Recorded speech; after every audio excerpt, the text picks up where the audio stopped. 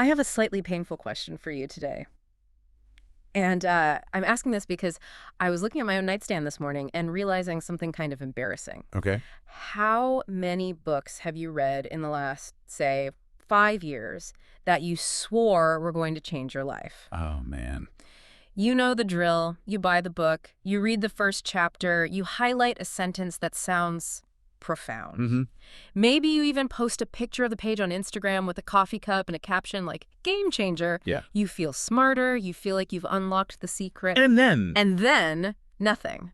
6 months later, you look around and your behavior, your reactions, your daily stress levels, they're basically exactly the same. Really? You have more information, sure. You have better quotes to use at dinner parties, but you haven't changed. Why does that happen? Why do we get so much smarter without getting any better? It is the defining frustration of the modern age, isn't it? Yeah. We have access to infinite wisdom, We're drowning in it. drowning in life-changing advice. Yet we seem stuck in the same loops. Mm-hmm. And that is exactly what we're unpacking today. Yeah. We're looking at a really profound piece of writing called The Perceptual Encounter, How Reality Reorganizes Life.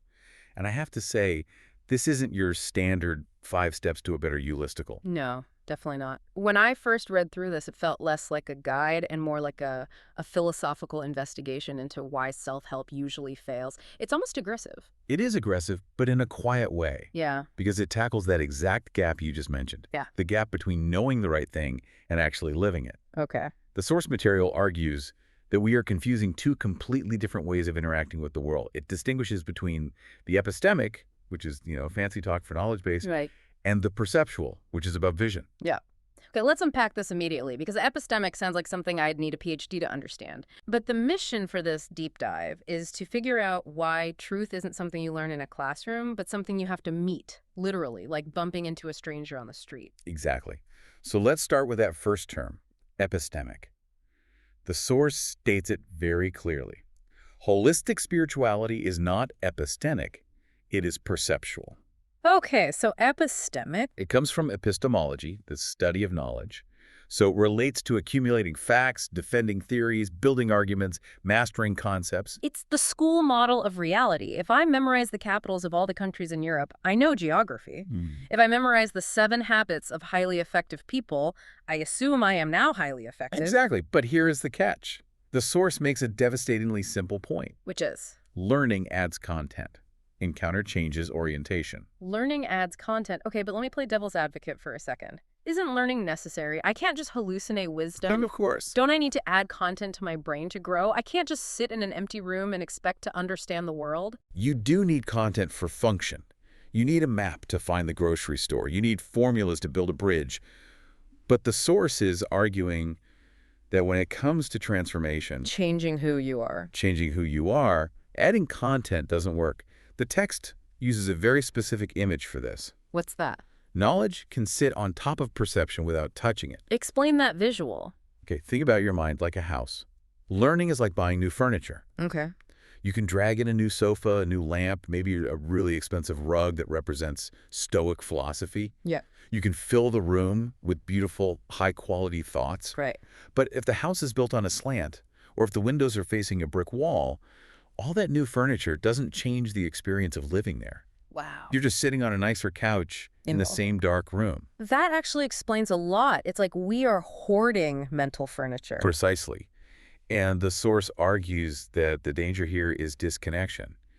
It says, you can memorize accurate statements about reality and still not be aligned with it. This is why you see people who can quote scriptures about peace or psychological theories about emotional regulation, but in the heat of the And moment, then traffic cuts them off. when traffic cuts them off or their spouse says the wrong thing, they're just as reactive and fearful as anyone else.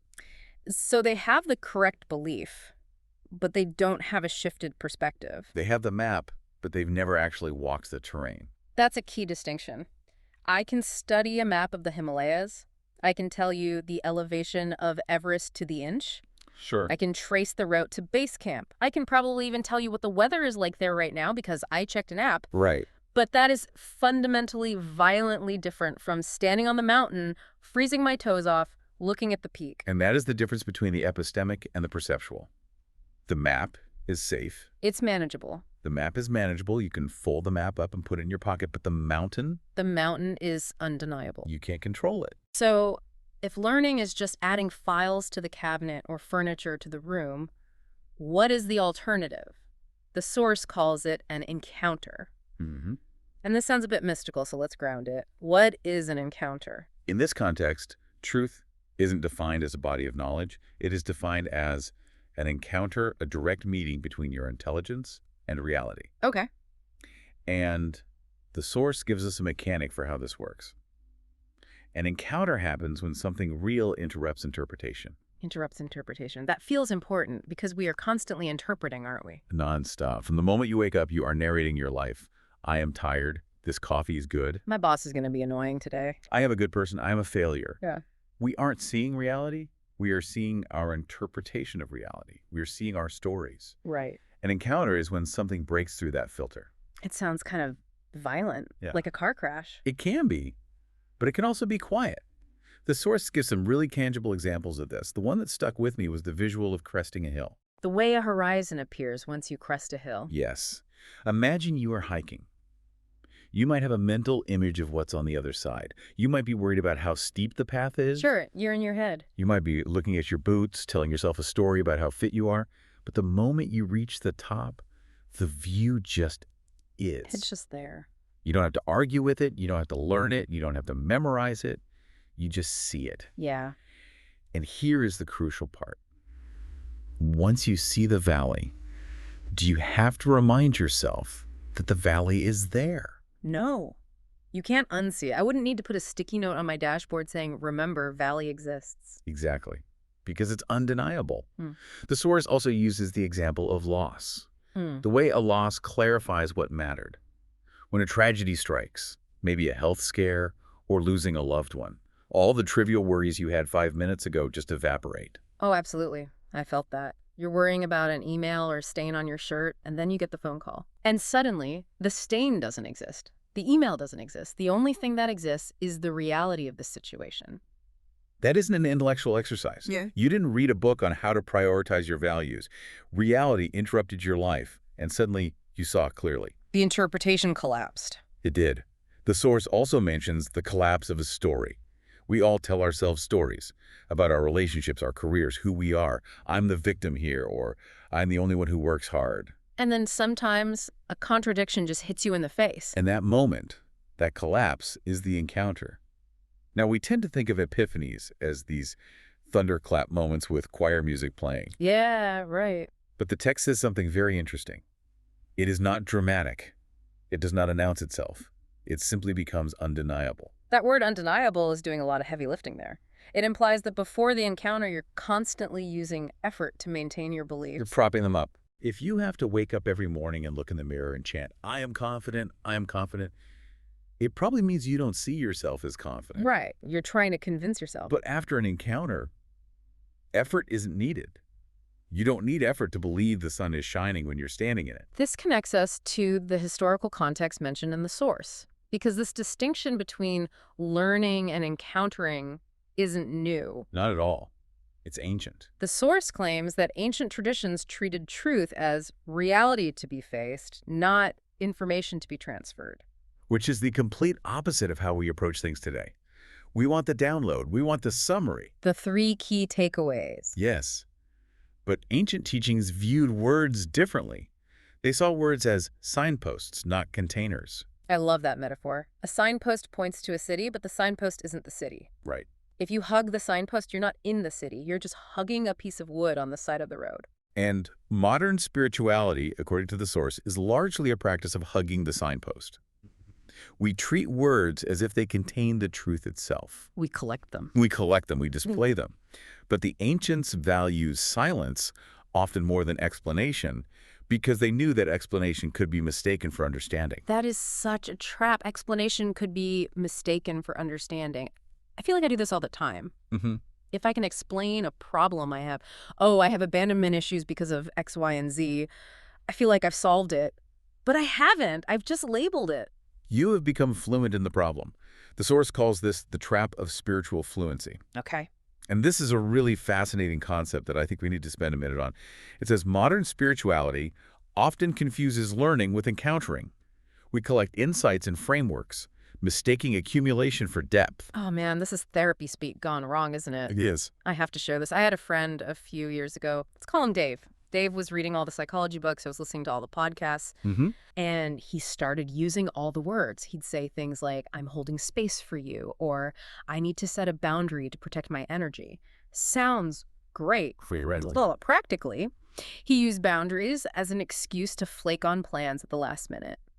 He used honoring his truth to just be kind of a jerk to people. Wow. He was fluent in the language of growth, but his actual behavior was just as selfish as it was before he read the books. In fact, it was worse because now he had a vocabulary to defend it. That is exactly what the source describes. It says, this accumulation builds identity, not transformation. Right. Your friend Dave built an identity as a conscious, evolved person. Right. That became his costume. A costume. That's harsh but accurate. The text notes that you can be fluent in that language while remaining unchanged in how you relate to power, fear, control, and limitation. You can talk a big game about letting go of control, but the second your flight is delayed, are you screaming at the gate agent? We all are. But the source argues the behavior doesn't change because the learning didn't occur at the level where truth operates. Okay, so where does it operate? Truth operates at the level of seeing, not at the level of concepts. This leads us perfectly into the tough part, behavior, because this is usually where the rubber meets the road. It is. We want to know, why didn't my behavior change? And the answer brutally is, because you didn't see it yet. Yes. And this is where the text offers a really hopeful but radical reframing of discipline. Usually we think of discipline as willpower. Gritting your teeth. Gritting your teeth, forcing yourself to do the hard thing. I want the donut, but I will use my willpower to eat the kale. Right. But the source says, when truth is encountered, discipline follows naturally, not as obligation, but as coherence. Coherence. That implies that your actions just match your reality. It's not a fight. But hold on, are you telling me I don't need willpower? Well, that sounds a little too good to be true. If I want to get in shape or stop doom scrolling, don't I need to force myself? think about the hot stove analogy. It's classic for a reason. Do you need willpower to not touch a glowing red stove? No. Do you have to wake up in the morning and write in your journal, goal for today, do not touch the stove? No. Do you need an accountability partner to text you at noon and say, hey, stay away from the burners? No, because I know it will burn me. I see the heat. Exactly. You see the reality. Yeah. Touching it simply no longer makes sense. It's not a moral victory. It's just perceptual alignment. The source argues that when you truly encounter a truth, say the truth that a certain habit is destroying your peace, you don't try to stop. The behavior just drops away because it becomes incoherent. So if I'm struggling to quit something and I'm using all this willpower and failing, it's not because I'm weak. No. It's because I still secretly believe the habit is good for me. I haven't really seen the stove yet. I still think the stove is a comfortable pillow. Precisely.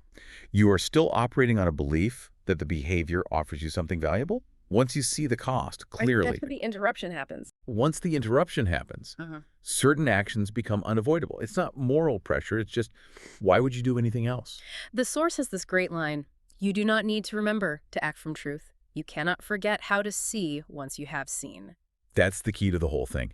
If you have to constantly remind yourself to be kind or to be honest, it implies you haven't actually encountered the value of kindness or honesty yet. You're still just trying to follow a rule book. You're playing a role. That is wildly liberating, actually. It takes the pressure off of trying harder and moves the focus to seeing clearer.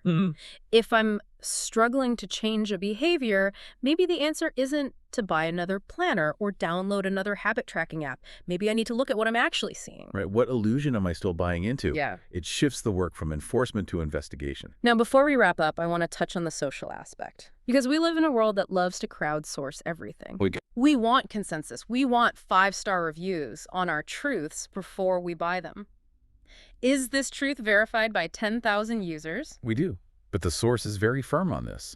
Truth cannot be crowdsourced, voted on, or standardized. Why not? If something is true, shouldn't everyone agree on it? Shouldn't we be able to take a vote? Well, learning aims for agreement. We want to standardize the curriculum so everyone passes the test. But an encounter produces recognition. Oh. Those are different things. Break that down. Recognition versus agreement. Okay, let's use a really simple analogy. Imagine you and I are standing on a street corner, and a bright blue sports car drives by. You see it. I see it. Okay. Do we need to stop and take a vote to agree that it was a blue car? Do we need to form a committee to decide if the car existed? No, we both just saw it. That is recognition. It's immediate. Now, imagine we didn't see the car, but we found a book that described the car. And the book uses complex language. We might spend hours arguing about the theoretical nature of the blueness. We might form different schools of thought, the Cobalt school versus the Azure school. And we would try to reach an agreement on the text. But we wouldn't know. We'd just be agreeing on the description. Yeah. Exactly. Encounter kills the argument because the reality is right there. The source notes that 10 people can encounter the same truth, say, the truth of compassion, and they might describe it in 10 completely different ways. Based on their culture, their language. Their background. Yeah. But the reorganization it produces in their lives will be consistent. So the structure of the change is shared, even if the description varies. Yes. It's personal, but the result is universal. Yeah. It's about recognizing the reality, not agreeing on the wording. So this is why holistic spirituality, according to the text, is built on recognition. It doesn't ask, what should I believe? Right. What should I believe is a question about looking for the right tribe. It's asking, what does everyone else think? Correct. Instead, the source asks a much more solitary, much more dangerous question. What am I seeing now that I am no longer defending myself? That is a haunting question.